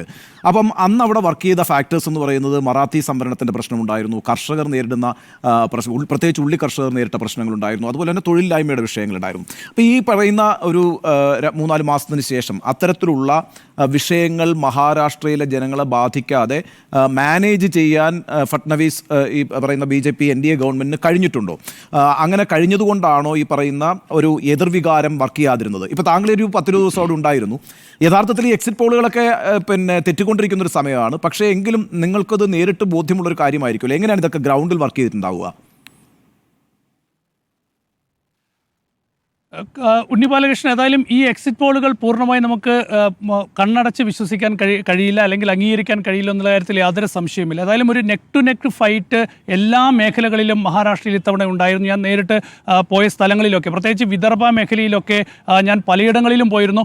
അവിടെയൊക്കെ തന്നെ ശക്തമായ ഒരു ഭരണവിരുദ്ധ വികാരം അല്ലെങ്കിൽ BJP വിരുദ്ധ വികാരം പ്രകടമായിരുന്നു. ഇപ്പോൾ ഈ വിദർഭ മേഖലയിലെ പല മേഖലകളിലെയും വോട്ട് ശതമാനം പരിശോധിക്കുമ്പോൾ മഹാരാഷ്ട്രയുടെ മൊത്തം വോട്ട് ശതമാനത്തേക്കാൾ എത്രയോ കൂടുതലാണ്. പ്രത്യേകിച്ച് 70%-ഓളമാണ് ഗഡ്ചിറോളി മേഖലയിൽ, വർദ്ധ മേഖലയിൽ, കാട്ടോൾ മേഖലയിൽ. ഇതൊക്കെ വിദർഭയാണ്. വിദർഭ മേഖല എന്ന് പറയുന്നത് നാഗ്പൂർ ഉൾപ്പെടുന്ന പ്രദേശമാണ്. RSSന്റെ കേന്ദ്രം പ്രവർത്തിക്കുന്ന സ്ഥലം, നിതിൻ ഗഡ്കരിയുടെ നാട്, ഫട്നവിസിൻ്റെ നാട് ഒക്കെയുള്ള ഈ വിദർഭ മേഖലയിൽ 70%-ഓളം വോട്ട് പോൾ ചെയ്തിട്ടുണ്ട്. മഹാരാഷ്ട്രയിൽ മൊത്തം ഇതുവരെ വരുന്ന കണക്കനുസരിച്ച് ഏതാണ്ട് 59.29 ഒരുപക്ഷെ 60%-ന് മുകളിൽ കഴിഞ്ഞ 2 ലോക്സഭാ തെരഞ്ഞെടുപ്പിലും നിയമസഭാ തെരഞ്ഞെടുപ്പിലും കിട്ടിയതുപോലെ തന്നെ 61+ വോട്ട് ശതമാനത്തിലേക്ക് വരാം. ഏതായാലും BJP നില മെച്ചപ്പെടുത്തും എന്നുള്ള കാര്യത്തിൽ യാതൊരു സംശയവുമില്ല. കഴിഞ്ഞ ലോക്സഭാ തെരഞ്ഞെടുപ്പിൽ നിന്ന് ഈ നിയമസഭാ തെരഞ്ഞെടുപ്പിലേക്ക് വരുമ്പോൾ BJP നില മെച്ചപ്പെടുത്താനുള്ള സാധ്യതയുണ്ട്. പക്ഷേ അപ്പോഴും ഒരു വലിയൊരു മുന്നേറ്റം BJP മഹാരാഷ്ട്രയിൽ ഉണ്ടാക്കും എന്ന് നമുക്ക് ഉറപ്പിച്ച് പറയാൻ കഴിയില്ല. അവിടെ കൃത്യമായും കോൺഗ്രസും മഹാവികാസ് അഘാടി സഖ്യവുമൊക്കെ തന്നെ ശക്തമായ മത്സരം BJPക്ക് നൽകിയിട്ടുണ്ട്. പ്രത്യേകിച്ച് ഈ തെരഞ്ഞെടുപ്പ് എന്ന് പറയുന്നത് കഴിഞ്ഞ നിയമസഭാ തെരഞ്ഞെടുപ്പിൽ നിന്ന് ഈ തെരഞ്ഞെടുപ്പിലേക്ക് വരുമ്പോൾ വലിയൊരു അഭിമാന പോരാട്ടമാണ് ഈ രണ്ട് മുന്നണികൾക്കും. ഈ രണ്ട് മുന്നണികളിലെ പാർട്ടികൾ NCP അതുപോലെ തന്നെ ശിവസേന, ഈ രണ്ട് പാർട്ടികൾ പിളർന്നതിന് ശേഷം നടക്കുന്ന ആദ്യത്തെ നിയമസഭാ തെരഞ്ഞെടുപ്പാണ്. അപ്പോൾ ഈ രണ്ട് പാർട്ടികൾക്കും അവരുടെ കരുത്ത് തെളിയിക്കേണ്ടതുണ്ട്. പ്രത്യേകിച്ച് ശരത് പവാറാണോ ഏറ്റവും വലിയ NCP, അതല്ല അജിത് പവാറാണോ ഏറ്റവും വലിയ NCP, ശിവസേനയിലാണെങ്കിൽ ഉദ്ധവ് താക്കറെയാണോ ഏറ്റവും വലിയ സേനാ നേതാവ്. അപ്പോൾ ഈ ഒരു വിഷയം കൂടി അവിടെ ഫാക്ടറായി വർക്ക് അവിടെയുണ്ട്. മഹായുതിയിലേക്ക് എത്തിയിരിക്കുന്ന വിഭജിച്ച് എത്തിയ ഗ്രൂപ്പുകളാണെങ്കിൽ തന്നെയും അവിടെ പ്രശ്നങ്ങൾ ഉണ്ടായിക്കൊണ്ടിരിക്കുകയാണ്. അവിടെ യഥാർത്ഥത്തിൽ അവർക്കൊരു സാന്നിധ്യം ഉറപ്പിക്കാൻ കഴിഞ്ഞിട്ടില്ല. എന്നിട്ടും NDA തന്നെ ജയിക്കുമെന്നുള്ളതാണ് ഇപ്പോഴത്തെ. എനിക്ക് തോന്നിയിട്ടുള്ള ഒരു കാര്യം എന്താ അറിയോ, കഴിഞ്ഞ പ്രാവശ്യത്തെ ലോക്സഭാ തെരഞ്ഞെടുപ്പിൽ ഒരു പ്രത്യേകത എന്ന് വെച്ചാൽ മഹാരാഷ്ട്രയിൽ ഒരു ശരത് പവാർ സെന്റിമെന്റ്സ് ഉണ്ടായിരുന്നു അല്ലെ. ആ സെന്റിമെന്റ്സ് ഒരു 6 മാസം കൊണ്ട് പോയി. മാത്രമല്ല നോക്കൂ, ഇന്ന് തെരഞ്ഞെടുപ്പിന്റെ സമയത്ത് തന്നെ BJPയുടെ പത്രപരസ്യത്തിൽ നിന്ന് ഏക്നാഥ് ഷിൻഡെ അടക്കം അജിത് പവാർ അടക്കം സൈക്ലിൻ ചെയ്യപ്പെട്ടു. പകരം അവിടെ ആരുടെ ഫോട്ടോ മാത്രമേ ഉള്ളൂ? ദേവേന്ദ്ര ഫഡ്നവിസ് മാത്രമേ ഉള്ളൂ. അതായത് ഈ പവാർ അല്ല, അജിത് പവാർ. അതെ, അജിത് പവാറിന്റെ മാറി, അജിത് പവാർ പൂർണ്ണമായിട്ട് മാറി. അപ്പോൾ ഈ സെന്റിമെന്റ്സ് അവിടെ വർക്കൗട്ട് ചെയ്യാതിരിക്കാൻ പ്രത്യേകം BJP ശ്രദ്ധിച്ചു. ഏക്നാഥ് ഷിൻഡെയുടെ ചിത്രം പോലും BJP പരസ്യപ്രചരണങ്ങളിൽ നിന്ന് ഒഴിവാക്കി. അപ്പോൾ ഇത് കിട്ടിയിരിക്കുന്നത് ഫഡ്നവിസിനുള്ള വോട്ടായിരിക്കും. ആ അർത്ഥത്തിൽ ഫഡ്നവിസ് മുഖ്യമന്ത്രിയാവാനുള്ള സാധ്യത തെളിയുന്നു. ഇനി BJPക്ക് അവിടെ ഭരണം കിട്ടുകയാണെങ്കിൽ, NDAക്ക് ഭരണം കിട്ടുകയാണെങ്കിൽ ഫഡ്നവിസ് തന്നെയായിരിക്കും മുഖ്യമന്ത്രി നേരത്തെ സംശയം. പക്ഷേ ഈ പോയവർ തിരിച്ചിങ്ങോട്ടേക്ക് എത്താനുള്ള സാധ്യതയുണ്ട്. പോയവർ തിരിച്ചു വരാനുള്ള സാധ്യതയുണ്ട്. അജിത് പവാറിനെ പോലുള്ളവർ അപ്പോഴും ഉപമുഖ്യമന്ത്രി സ്ഥാനം ഷിൻഡേക്ക് കൊടുക്കാനുള്ള സാധ്യതയുണ്ട്. തിരിഞ്ഞു വരും. അപ്പോൾ നമുക്ക് നോക്കാം. ഇനി ജാർഖണ്ഡിലേക്ക് കൂടി വളരെ വേഗം എത്തിയില്ല. ആദിൽ പാലോടാണ് ജാർഖണ്ഡിൽ പോയി പ്രചരണത്തിന്റെ ആവേശം പ്രേക്ഷകരിലേക്ക് എത്തിച്ചത്. മൈ ആക്സിസ് ഇന്ത്യ സർവേ മാത്രമാണ് എനിക്ക് തോന്നുന്നു ഇന്ത്യ മുന്നണിക്ക് ഒരു വിജയസാധ്യത ജാർഖണ്ഡിൽ പ്രവചിച്ചിരിക്കുന്നത്. ബാക്കി എല്ലാ എക്സിറ്റ് പോൾ ഫലങ്ങളും ഇന്ത്യ മുന്നണിക്കെതിരാണ്. എന്താണ് ആദിൽ പാലോട് ഈ എക്സിറ്റ് പോൾ ഫലങ്ങൾ പറയുന്നത്? എക്സിറ്റ് പോൾ ഫലങ്ങളും അവിടെ കണ്ട കാഴ്ചകളുമെല്ലാം ആര് ജയിക്കുമെന്നൊരു വ്യക്തത വരാത്തതിൻ്റെ സൂചനകളാണ് നമുക്ക് ഇപ്പോൾ ഒടുവിൽ ഈ സർവേ ഫലങ്ങൾ പുറത്തു വരുമ്പോഴും ലഭ്യമാകുന്നത്. ആകെ 7 ഏജൻസികളുടെ സർവേ ഫലം പരിശോധിച്ചാൽ 4 ഏജൻസികൾ NDAക്ക് കൃത്യമായ ഭൂരിപക്ഷം ഉണ്ട് എന്ന് ഉണ്ടാകുമെന്ന് പ്രവചിക്കുന്നു. എന്നാൽ 3 എക്സിറ്റ് പോൾ ഫലങ്ങൾ, പ്രത്യേകിച്ച് ഏറ്റവും പ്രധാനമായ ആക്സിസ് മൈ ഇന്ത്യയുടെ പ്രവചനമനുസരിച്ച് 53 സീറ്റുകൾ നേടി. അത് വളരെ വലിയ സീറ്റ് നിലയാണ് എന്ന് പറയേണ്ടി വരും. കക്ഷി നിലയാണ്. 81 നിയമസഭാ മണ്ഡലങ്ങളുള്ള ജാർഖണ്ഡിൽ 41 സീറ്റുകൾ മാത്രം മതി കേവല ഭൂരിപക്ഷത്തിന്. JMMും കോൺഗ്രസും അടങ്ങുന്ന ഇന്ത്യ മുന്നണി 53 സീറ്റുകൾ നേടി മൃഗീയ ഭൂരിപക്ഷത്തിൽ ജാർഖണ്ഡിൽ അധികാര തുടർച്ചയുണ്ടാക്കും എന്നുള്ളതാണ് ആക്സിസ് മൈ ഇന്ത്യയുടേത്. ദൈനിക് ഭാസ്കറും PMarkും ഇതുപോലെ ഇന്ത്യ മുന്നണിക്ക് അധികാര തുടർച്ചയുണ്ടാകും എന്നുള്ള നിലപാടിലേക്ക്, പ്രവചനത്തിലേക്ക് എത്തുന്നു. വളരെ പ്രധാനപ്പെട്ട ബാക്കി 4 ഏജൻസികളുടെ പ്രവചനം വന്നിരിക്കുന്നത് NDAക്കാണ്.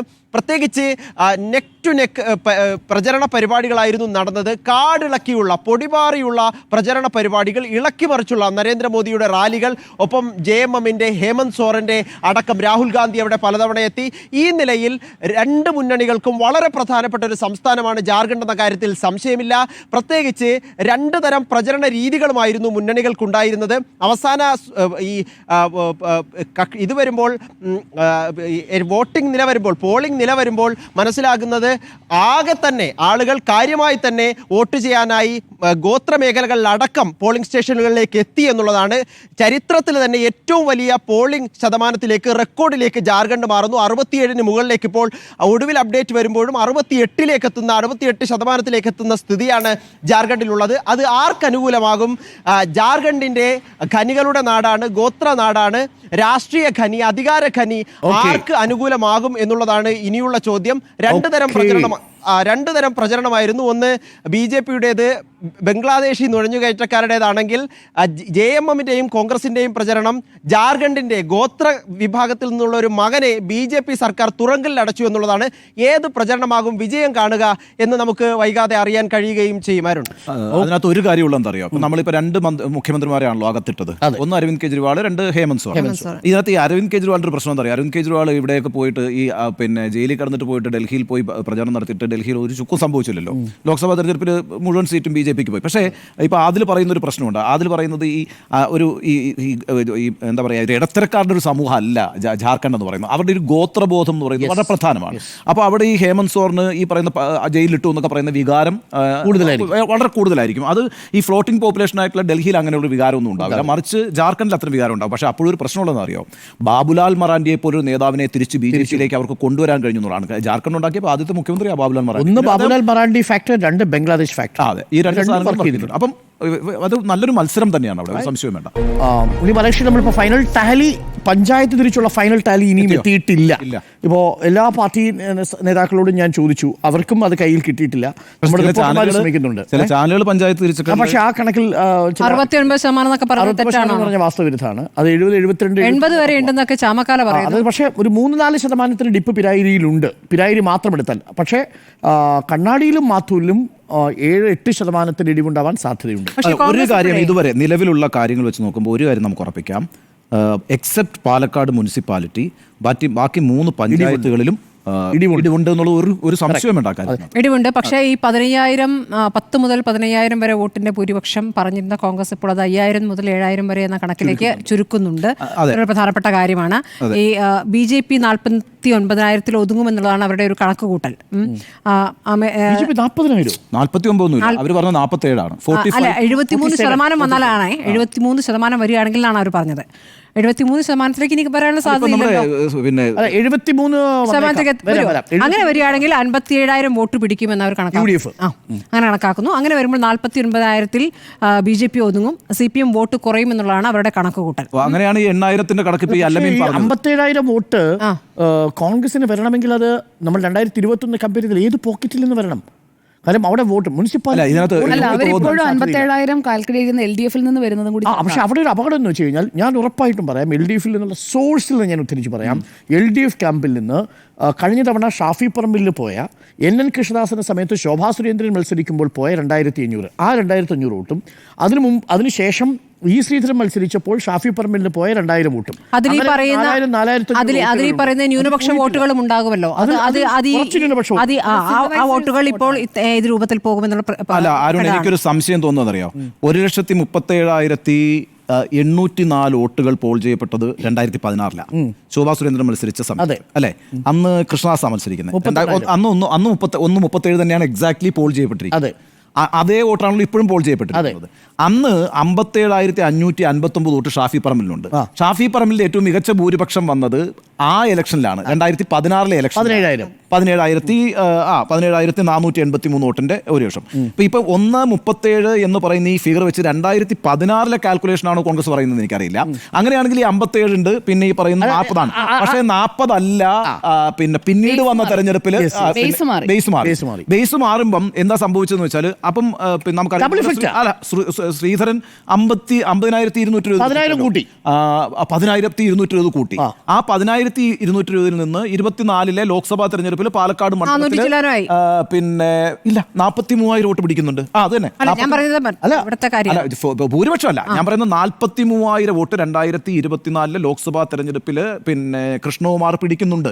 അതിന്റെ 7,000 വോട്ടിന്റെ കുറവേ ഉള്ളൂ. ഞാൻ പറയുന്ന 7,000 വോട്ടിന്റെ കുറവേ ശ്രീധരനുമായി ബന്ധപ്പെട്ട് ഇദ്ദേഹത്തിന് കൃഷ്ണകുമാറിന് കുറഞ്ഞിട്ടുള്ളൂ. പക്ഷേ ശ്രദ്ധിക്കേണ്ട ഒരു കാര്യം, പാലക്കാട് മുനിസിപ്പാലിറ്റിയിൽ 2021 2024 പോളിംഗ് പെർസെന്റ് ഒന്ന് തന്നെയാണ് എന്നുള്ളതാണ്. 70% തന്നെയാണ് പാലക്കാട് മുനിസിപ്പാലിറ്റിയിലെ വോട്ടിംഗ് പെർസെന്റേജ്. അത് മാറിയിട്ടില്ല എങ്കിൽ പിന്നെ BJP കാൽക്കുലേറ്റ് ചെയ്യുന്നത് പോലെ അവർ തീരുമാനിച്ച് ആളുകളെ ചേർത്ത് കൊണ്ടുവന്ന് പോൾ ചെയ്യിപ്പിച്ചിട്ടുള്ള വോട്ടുകളുടെ ഒരു കോൺഫിഡൻസ് അവർക്കുണ്ട് എങ്കിൽ ഈ പറയുന്ന 3 പഞ്ചായത്തുകളിൽ അത്ഭുതങ്ങൾ സംഭവിക്കണം. മറ്റുള്ള UDF-നെ സംബന്ധിച്ച് വലിയ വോട്ടുകൾ ഇങ്ങോട്ടേക്ക് വരണം. അതായത് 7,000 വോട്ട് കുറയില്ല എന്ന് വിചാരിക്കുക. അവിടെ പാലക്കാട് മുനിസിപ്പാലിറ്റിയിൽ ശ്രീധരൻ പിടിച്ച വോട്ട് കൃഷ്ണകുമാർ പിടിക്കുന്നു എന്നാണ്.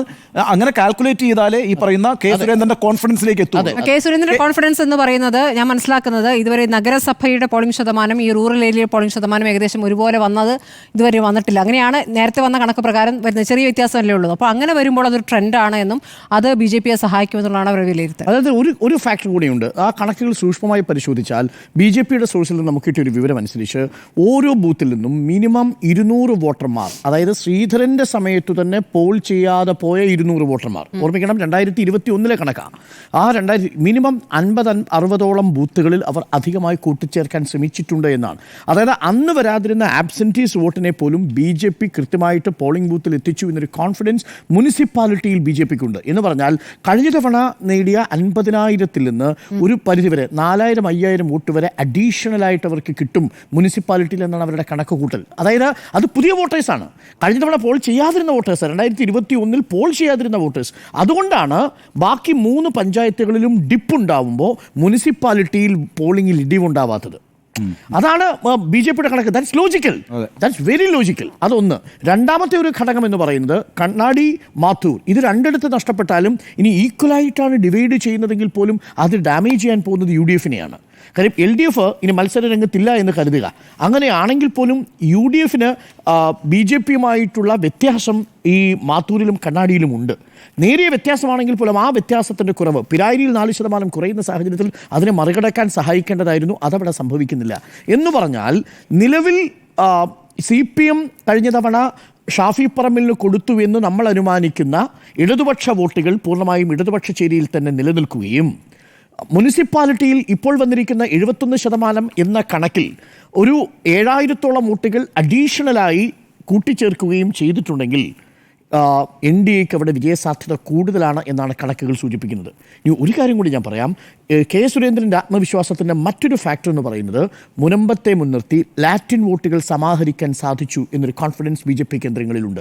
ഒരു 2,000 വോട്ടുകൾ കഴിഞ്ഞ തവണ 2021 പൂർണ്ണമായും ഷാഫി പറമ്പിൽ പോയ വോട്ടുകളാണ്, പൂർണ്ണമായും UDFിലേക്ക് പോയ വോട്ടുകളാണ്. അപ്പോൾ നോക്കൂ, ഒന്ന് വോട്ട് മൈനസ് ചെയ്ത് നോക്കൂ. 54,000 വോട്ടിൽ നിന്ന് 2,000 ലാറ്റിൻ വോട്ടുകൾ നമ്മൾ കുറച്ചാൽ 52ആയി.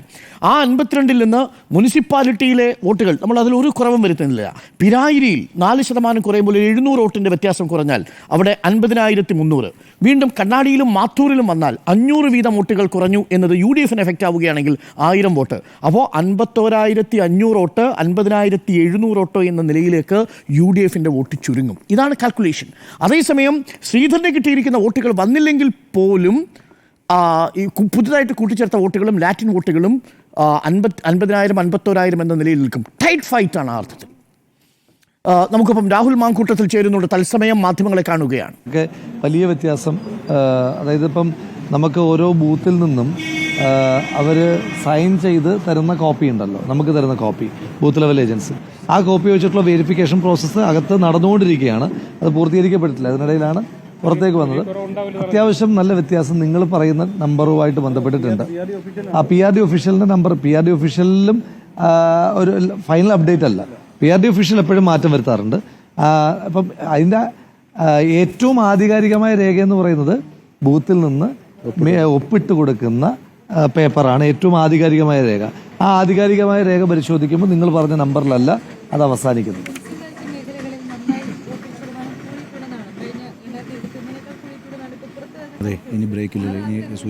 അല്ല, മുനിസിപ്പാലിറ്റിക്കകത്ത് ഈ പറയുന്ന പോലെ ഒരു വർധനവില്ല. ഞാനതാ പറഞ്ഞത്, കണക്കിനകത്ത് വലിയ വ്യത്യാസം. അതായത് പഞ്ചായത്തിൽ നിങ്ങൾ റിപ്പോർട്ട് ചെയ്തതിൻ്റെക്കാൾ കൂടുകയും മുനിസിപ്പാലിറ്റിയിൽ നിങ്ങൾ പറയുന്ന നമ്പറിൽ നിന്ന് കുറയുകയും ചെയ്യുന്നൊരു പശ്ചാത്തലമാണ്. ഇപ്പം എല്ലാ മാധ്യമങ്ങളും അല്ല പറയുന്നത്, മാധ്യമങ്ങൾ കൊടുത്തേക്കുന്നതിനകത്ത് തന്നെ വ്യത്യാസങ്ങളുണ്ട്. എല്ലാ പഞ്ചായത്തിലും വ്യത്യാസമുണ്ട്. നിങ്ങൾ പറയുന്ന നമ്പർ എല്ലാ പഞ്ചായത്തിലും വ്യത്യാസമുണ്ട്. അത് പിന്നെ നമ്പർ നോക്കിക്കൊണ്ടിരിക്കുകയായതുകൊണ്ട് ഞാനൊരു ആധികാരികമായി UDFിന്റെ കോട്ടകളിലൊന്നും ഒരു ക്ഷീണം ഉണ്ടായിട്ടില്ല. പിന്നെ ഈ മുനിസിപ്പാലിറ്റിയിലെ വോട്ടിനകത്ത് നോട്ടയും വരില്ലേ അല്ലേ? നോട്ടയം ഉണ്ടല്ലേ? ഭൂരിപക്ഷം കാൻഡിഡേറ്റ് ആയതുകൊണ്ട് പറയാത്തതാണ്. 12ന്റെ മുകളിൽ 15ന്റെ അടുത്ത് ഭൂരിപക്ഷമാണ്. ചിലപ്പോൾ തരംഗമാണെങ്കിൽ 15ന്റെ 20ന്റെ ഇടയിൽ വരും. യാതൊരു സംശയവും ഞങ്ങളെ സംബന്ധിച്ചില്ല. ഞങ്ങൾ കൃത്യമായ കണക്ക് അതിനെ കുറെ അല്പം വൈകിപ്പോയത്. ഐക്യ ജനാധിപത്യ മുന്നണിക്ക് പ്രതീക്ഷ നൽകുന്ന ഏരിയകളിൽ ശതമാനം വർദ്ധിച്ചിട്ടുണ്ട്, വോട്ടും വർദ്ധിച്ചിട്ടുണ്ട്. ഞങ്ങളുടെ വോട്ടൊന്നും ചെയ്യാതിരുന്നിട്ടില്ല. ഇനി ഏതാണ് ചെയ്യാത്തത് എന്നുള്ളതാണ് ഞങ്ങൾ പരിശോധിച്ചുകൊണ്ടിരിക്കുന്നത്. നീ ഒരു ഉദാഹരണം പറഞ്ഞുതരാം. ഞാൻ അതിന്റെ വിശദാംശങ്ങളിലേക്ക് 2 MPമാരും വളരെ വിശദമായി തന്നെ നിങ്ങളോട് നമ്പറും ഡാറ്റയും വെച്ച് തന്നെ അത് ബ്രീഫ് ചെയ്യും. ഞാനൊരു ഉദാഹരണം പറയാം. കഴിഞ്ഞ തവണ മുനിസിപ്പാലിറ്റിയിൽ വലിയ ഭൂരിപക്ഷം BJPക്ക് കൊടുത്ത ആ പ്രദേശത്തിന്റെ ഈ തവണത്തെ അവസ്ഥ എന്താണെന്ന് പരിശോധിച്ച് നോക്കും. ആ ബൂത്തുകളുടെ അവസ്ഥ എന്താണെന്ന് പരിശോധിച്ച് നോക്കും. 2021 ശ്രീ ഷാഫി പറമ്പലിന് കിട്ടിയ വോട്ടിൻ്റെ അത്രയും വോട്ട് ഇത്തവണ ആ ബൂത്തുകളിൽ മൊത്തത്തിൽ ഉണ്ടായിട്ടില്ല. ശ്രീ ഷാഫി പറമ്പലിൻ്റെ തെരഞ്ഞെടുപ്പിലുണ്ടായിരുന്ന വോട്ടിൻ്റെ അത്രയും ഈ തെരഞ്ഞെടുപ്പിലുണ്ടായിട്ടില്ല. ആ തെരഞ്ഞെടുപ്പിൽ ആ പ്രത്യേക പ്രദേശങ്ങളിൽ, ഇപ്പോൾ ഞങ്ങൾ മണ്ഡലമാണ് പറയുക, ആ മണ്ഡലത്തിൽ BJP സ്ഥാനാർത്ഥിക്ക് ഏതാണ്ട് 6000-നടുത്ത് വോട്ടിൻ്റെ ഭൂരിപക്ഷം കിട്ടിയ ഒരു പ്രദേശം, മണ്ഡലമാണ് പറയുന്നത്, മുനിസിപ്പാലിറ്റിയുടെ മൊത്തത്തിലല്ല കേട്ടോ, ഞങ്ങളുടെ മണ്ഡലതലത്തിലാണ് പറയുന്നത്. ആ പ്രദേശത്തിനകത്ത് അതെ വെസ്റ്റ് പ്രദേശത്തിനകത്ത് ഞങ്ങളുടെ ഒരു മണ്ഡലത്തിൻ്റെ കാര്യം പറയുന്നത് കേട്ടോ. അപ്പം വെസ്റ്റിനകത്ത് ഇത്തവണ ശ്രീ ഷാഫി പറമ്പലിന് 2021 കിട്ടിയ ആ തെരഞ്ഞെടുപ്പിലെ മൊത്തം വോട്ടുണ്ടല്ലോ, 2021 തെരഞ്ഞെടുപ്പിൽ ആകെ പോൾ ചെയ്ത വോട്ട് ഇത്തവണ പോൾ ചെയ്യപ്പെട്ടിട്ടില്ല. അപ്പോൾ ഉള്ള വേറൊരു വ്യത്യാസം ശ്രദ്ധിക്കേണ്ടത്, ടോട്ടൽ വോട്ട് കൂടുകയും ചെയ്തിരുന്നു. അന്ന് പോൾ ചെയ്ത വോട്ട് ഇത്തവണ ഉണ്ടായില്ലെന്ന് പറയുമ്പോൾ തന്നെ ടോട്ടൽ വോട്ടിൽ വലിയ വ്യത്യാസം ഉണ്ടായല്ലോ. 2021 2024 എത്തുമ്പോൾ വലിയ വ്യത്യാസം ഉണ്ടായി. അപ്പോൾ അതടക്കമുള്ള വിശദാംശങ്ങളിലേക്ക് നാളെ 2 എംപിമാരും കൂടെ ചേർന്ന് കിടക്കും. ആത്മവിശ്വാസത്തെ ഏതെങ്കിലും തരത്തിൽ ബാധിക്കുന്ന ഒന്നും സംഭവിക്കുന്നില്ല.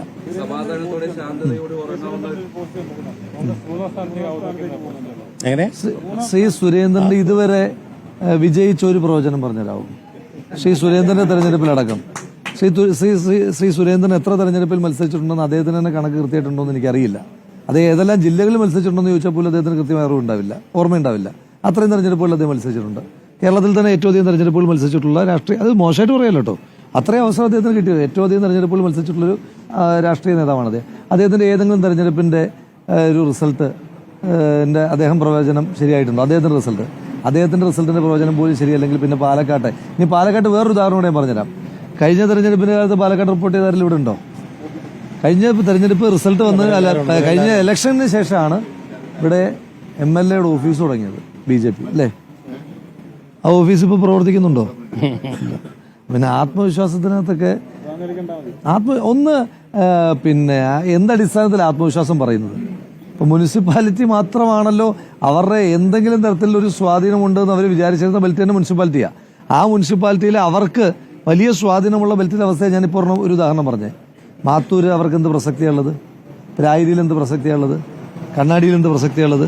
മാത്തൂരും പ്രായിരിയിലും കണ്ണാടിയിലും UDF LDF തമ്മിലല്ലേ മത്സരം? മുനിസിപ്പാലിറ്റിയിൽ മാത്രമാണല്ലോ UDF-ഉം BJP-യും തമ്മിൽ മത്സരം നടക്കുന്നത്. അപ്പോൾ അങ്ങനെയുള്ളപ്പോൾ എങ്ങനെയാണ് അവർക്ക് ആത്മവിശ്വാസം പറയാൻ കഴിയുക? അവരുടെ തന്നെ മുനിസിപ്പാലിറ്റി ബെൽറ്റിൽ അവർക്ക് വലിയ മേധാവിത്വം, മൊത്തത്തിൽ തന്നെ ഒരു മുന്നേറ്റം ഉണ്ടാക്കാൻ കഴിയാതിരിക്കുമ്പോൾ എങ്ങനെയാണ് പറയാൻ കഴിയുക? ആ ആത്മവിശ്വാസം എന്നൊക്കെ പറയുന്നത് മാത്രമല്ല, ആ പോസ്റ്റ് വന്ന് എനിക്ക് തോന്നുന്നു പോളിംഗ് നടന്നുകൊണ്ടിരിക്കുമ്പോൾ തന്നെയാണ്, അല്ലേ? പോളിംഗ് തീരുന്നതിന് മുന്നേ അല്ലേ പോസ്റ്റ് വന്നത്? ഇപ്പം ഞാനിപ്പോൾ പോലും ഞാൻ ആധികാരികമായിട്ടല്ല സംസാരിച്ചുകൊണ്ടിരിക്കുന്നത്. ഞാൻ പറഞ്ഞല്ലോ, കാരണം കണക്കുകൾ കൂട്ടിക്കൊണ്ടിരിക്കുകയാണ്. അപ്പോൾ ഇതുവരെ കിട്ടിയ കണക്കിന്റെ അടിസ്ഥാനത്തിലുള്ള മാധ്യമ അഭിസംബോധനയാണ് നടത്തിക്കൊണ്ടിരിക്കുന്നതെന്ന് പറഞ്ഞിട്ടാണ് തുടങ്ങിയത്. അന്നേരം പോളിംഗ് തന്നെ നടന്നുകൊണ്ടിരിക്കുമ്പം എങ്ങനെയാ അത് മറ്റേ പോൾ നീരാളിയെ കൊണ്ട് പ്രവചിപ്പിച്ചാണോ എന്ന് എനിക്കറിയില്ല. ആരാ?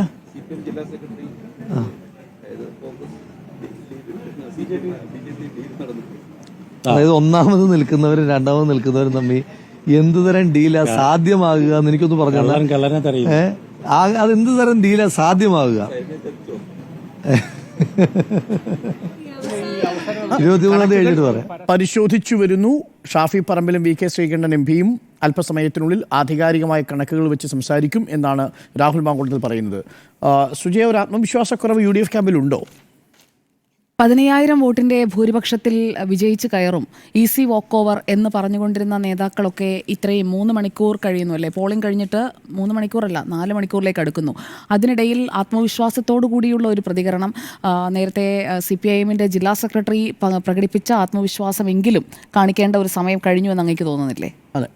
അപ്പോൾ ആ ആത്മവിശ്വാസം ഉണ്ട് എന്നുണ്ടെങ്കിൽ ഇത്രയും കണക്ക് കൂട്ടാനൊന്നും, കാരണം അതെ വറീഡാണെന്നല്ല, ശരിക്കും ടെൻസ്ഡ് ആണ്. നേരത്തെ ഞാൻ ഉണ്ണിസാറ് സംസാരിക്കുമ്പോൾ ഉണ്ണിസാറ് പറഞ്ഞിരുന്നല്ലോ, മിനിഞ്ഞാന്നാണ് പറഞ്ഞത് UDF ക്യാമ്പിന് ടെൻഷൻ ഇല്ല എന്ന്. ഇന്ന് അങ്ങ് പോലും പറയില്ല ടെൻഷൻ ഇല്ല എന്ന്. ടെൻഷൻ ഉണ്ട് എന്നുള്ളത് നമ്മൾ പ്രത്യക്ഷത്തിൽ കണ്ടുകൊണ്ടിരിക്കുന്ന കാര്യമാണ്. പിന്നെ ഈ ശതമാനക്കണക്കിലെ ഏറ്റക്കുറച്ചിലുകൾ അത് കൃത്യമായി ഏതൊക്കെ പോക്കറ്റുകളിൽ നിന്നാണ് വോട്ട് വീണിരിക്കുന്നത് എന്നതൊക്കെ നമുക്ക് വോട്ടെണ്ണൽ ദിനത്തിലായിരിക്കും കൃത്യമായി മനസ്സിലാക്കാൻ കഴിയുക. ബൂത്തുകൾ തിരിച്ചുകൊണ്ടുള്ള കണക്കുകൾ നോക്കുമ്പോൾ കൃത്യമായി ഏത് മേഖലയിൽ നിന്നാണ് ചോർന്നു പോയത് എന്നുള്ളത് മനസ്സിലാക്കാൻ കഴിയും. കോൺഗ്രസ് ചില ഏരിയയൊക്കെ വിട്ടുപോയിട്ടുണ്ട്. അവിടെയൊക്കെ ഒരു അണ്ടർ കവർ ഏജന്റിനെ പോലെ കൃത്യമായ പ്രവർത്തനം നടത്താൻ BJPക്ക് അല്ലെങ്കിൽ NDAക്ക് കഴിഞ്ഞിട്ടുമുണ്ട്. അപ്പോൾ ഇപ്പോൾ രാഹുൽ മാങ്കൂട്ടത്തിൽ പറഞ്ഞതുപോലെ എല്ലായിടത്തേക്കും ഒന്നും എത്തിയിട്ടില്ല, അല്ലെങ്കിൽ മറ്റിടങ്ങളിൽ സ്വാധീനമില്ല എന്നൊക്കെ പറയുന്നതിൻ്റെ അടിസ്ഥാനം എന്താണെന്ന് എനിക്ക് മനസ്സിലാകുന്നില്ല. എന്തായാലും നിലവിലെ സാഹചര്യം വെച്ച് നോക്കുമ്പോൾ പ്രതികരണങ്ങളിൽ നിന്ന് പറയാൻ കഴിയുക, നമ്മൾ നോക്കുമ്പോൾ 3 ക്യാമ്പിലും നോക്കുമ്പോൾ BJP ഹാപ്പിയാണ്. അവിടെ സ്ഥാനാർത്ഥിയായാലും പാർട്ടിയുടെ സംസ്ഥാന അധ്യക്ഷനായാലും സന്തോഷത്തിലാണ് പ്രതികരണങ്ങൾ നടത്തുന്നത്. തങ്ങളായി ഒരു വിവാദവും ഉണ്ടാക്കേണ്ടതില്ല എന്ന തീരുമാനത്തിൻ്റെ അടിസ്ഥാനത്തിൽ ഇരട്ട വോട്ട് ആരോപണമുയർന്ന ജില്ലാ പ്രസിഡന്റിനോട് വരെ വോട്ട് ചെയ്യേണ്ടതില്ല, ആ ഒരു വോട്ട് കിട്ടിയിട്ട് ജയിക്കേണ്ട ആവശ്യമില്ല, അല്ലെങ്കിൽ അല്ലാതെ തന്നെ ജയം ഉറപ്പാണ് എന്ന ഒരു കോൺഫിഡൻസിലേക്ക് അവർ എത്തിയിട്ടുണ്ട്. അങ്ങനെ ഒരു പ്രതികരണമാണ് നടത്തുന്നത്.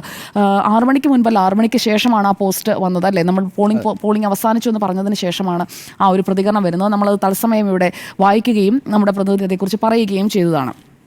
ഇവിടെ നോക്കൂ, ശക്തി കേന്ദ്രങ്ങളിൽ വോട്ട് കുത്തനെ കുറഞ്ഞിരിക്കുന്നത് ആർക്കാണ് എന്നുള്ളത് ഈ ഒരു ശതമാന കണക്കിൽ നിന്ന് തന്നെ നമുക്ക് മനസ്സിലാക്കാൻ കഴിയുന്നതാണ്. അതിൻ്റെ ഫൈനൽ ടാലി വരുമ്പോഴും നിലവിൽ വന്നതിനേക്കാളും വ്യത്യാസമൊന്നും അധികം വരാൻ സാധ്യതയില്ല എന്നുള്ളതാണ് എൻ്റെ ഒരു നിഗമനം. കാരണം ഒരു 1.5 ലക്ഷത്തിലേക്കൊക്കെ ഈ പോളിംഗ് എത്തിയിരുന്നു എങ്കിൽ, 1.5 ലക്ഷം വോട്ടുകൾ പോൾ ചെയ്യപ്പെട്ടിരുന്നുവെങ്കിൽ UDF ക്യാമ്പിന് ആത്മവിശ്വാസത്തിനുള്ള കുറച്ചെങ്കിലും കാര്യങ്ങൾ ബാക്കിയുണ്ടായിരുന്നു. എന്തായാലും പാലക്കാട് മുനിസിപ്പാലിറ്റിയിലെ ഫൈനൽ ടാലി എത്രയാണ് എന്നുള്ളത് ആ കണക്കുകൾ തിരിച്ചുള്ള നമുക്കും ആ അപ്ഡേറ്റുകൾ വരുന്നതേ ഉള്ളൂ. എന്തായാലും പാലക്കാട് മുനിസിപ്പാലിറ്റിയിൽ NDAക്ക് പോൾ ചെയ്യുന്ന വോട്ടുകളിൽ കുറവുണ്ടാകാനുള്ള ഒരു സാധ്യതയും നിലവിലില്ല എന്നതാണ് വിവിധ ബൂത്തുകളിൽ കണ്ട NDAയുടെ വോട്ടർമാർ അവിടേക്ക് കൂടുതലായി എത്തുന്ന ദൃശ്യങ്ങളിലടക്കം നമ്മൾ കണ്ടതാണ്. പ്രായമായ ആളുകൾ, 80 വയസ്സിന് മുകളിലുള്ള ആളുകൾ വരെ ഇത്തവണ വോട്ട് ചെയ്യാൻ എത്തിയിട്ടുണ്ട്. അത് 2021 2024 വോട്ട് ചെയ്യാത്ത ആളുകൾ വരെ ഒരു ദൃഢനിശ്ചയത്തോടെ പോളിംഗ് ബൂത്തുകളിലേക്ക് എത്തുന്നത് അത് മുനിസിപ്പാലിറ്റിയിൽ മാത്രമല്ല, പിരായിരിയിലും മാത്തൂരിലും കണ്ണാടിയിലും ഒക്കെ നമ്മൾ കണ്ടു. അപ്പോൾ ഇതൊരു ജനാധിപത്യത്തിൻ്റെ ഉത്സവമാണ്. ജനങ്ങൾ കൃത്യമായി വന്ന് അവരുടെ സമ്മതിദാനാവകാശം വിനിയോഗിച്ച് കഴിഞ്ഞിട്ടുണ്ട്. ഇനിയിപ്പോൾ നമ്മൾ മറ്റ് പഴികളിലേക്കൊന്നും പോകേണ്ട കാര്യമില്ല. ഇനി അത് എണ്ണുന്നത് വരെ കാത്തിരിക്കുക എന്നതാണ്. ഇവിടെ വാദിച്ച് ശബ്ദമൊക്കെ പോയി. 5 ഭൂരിപക്ഷമാണ് ക്ലെയിം ചെയ്തിരുന്നത് UDF. ഇപ്പോൾ ആ ക്ലെയിം അവർ വെക്കുന്നില്ല. പരമാവധി, ഞാൻ മനസ്സിലാക്കുന്നത് പരമാവധി ഒരു ജയിക്കുകയാണെങ്കിൽ തന്നെ UDF ക്യാമ്പ് പ്രതീക്ഷിക്കുന്നത് മാക്സിമം എന്ന് പറയുന്നത് ഒരു 5000ആണ്. അതിനപ്പുറം ഒരു ഭൂരിപക്ഷം UDF ക്യാമ്പ് പോലും ഇപ്പോൾ ഒരു ക്ലെയിം വെക്കാനുള്ള ഒരു സാഹചര്യം അവരുടെ മുന്നിലില്ല. അങ്ങനെയാണ്. NDA ആദ്യം മുതൽ തന്നെ അവർ ഒരു കൃത്യമായ ഒരു ഫിഗർ മുന്നോട്ട് വെച്ചിട്ടില്ല. ജയിക്കും എന്നത് മാത്രമാണ് അവർ പറയുന്നത്. ആ ജയത്തിലേക്ക് എത്തുമെന്നുള്ള ആത്മവിശ്വാസം ഇപ്പോഴും അവർ പ്രകടിപ്പിക്കുന്നുണ്ട്. മറ്റൊരു കാര്യം എടുത്തു പറയേണ്ടത്, LDF ഒരു പോസിറ്റീവ് സ്പിരിറ്റിലാണ്. അത് സ്ഥാനാർത്ഥിയായാലും നേതാക്കളായാലും അവർക്ക് കുറച്ചുകൂടി ആത്മവിശ്വാസം കൂടിയിട്ടുണ്ട്. ഈ പോളിംഗ് കഴിയുന്ന വേളയിൽ ആത്മവിശ്വാസം കൂടിയിട്ടുണ്ട്. അത് കൃത്യമായ കണക്കിൻ്റെ അടിസ്ഥാനത്തിലായിരിക്കണം എന്ന് വേണം മനസ്സിലാക്കാൻ. കാരണം കണ്ണാടിയും മാത്തൂരും ഒക്കെ CPIMന് നല്ല രീതിയിൽ ബേസുള്ള സ്ഥലങ്ങളാണ്.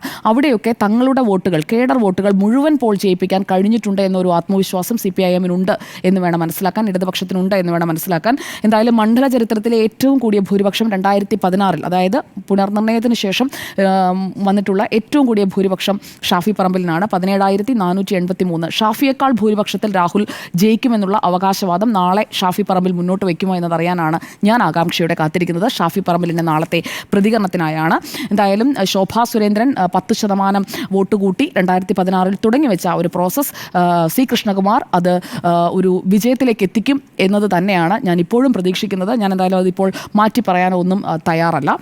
വോട്ട് വിഹിതത്തിൽ വന്നിരിക്കുന്ന ഡിപ്പ് അത് കഴിഞ്ഞ 3 തെരഞ്ഞെടുപ്പ് നോക്കിക്കഴിഞ്ഞാൽ 4% ഡിപ്പ് കോൺഗ്രസിന് വന്നിട്ടുണ്ട്. ഷാഫി പറമ്പിൽ മത്സരിക്കാൻ തുടങ്ങിയതിന് ശേഷമുള്ള കണക്കാണ്. NDAക്ക് 16% ഇൻക്രീസ് വന്നിട്ടുണ്ട്.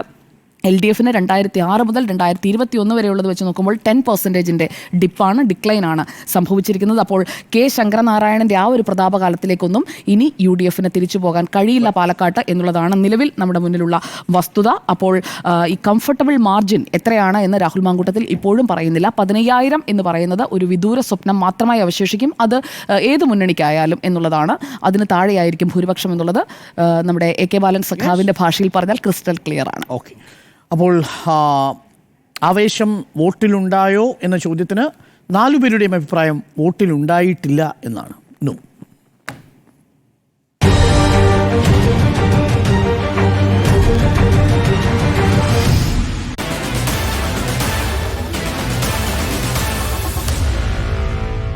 Meet the editors.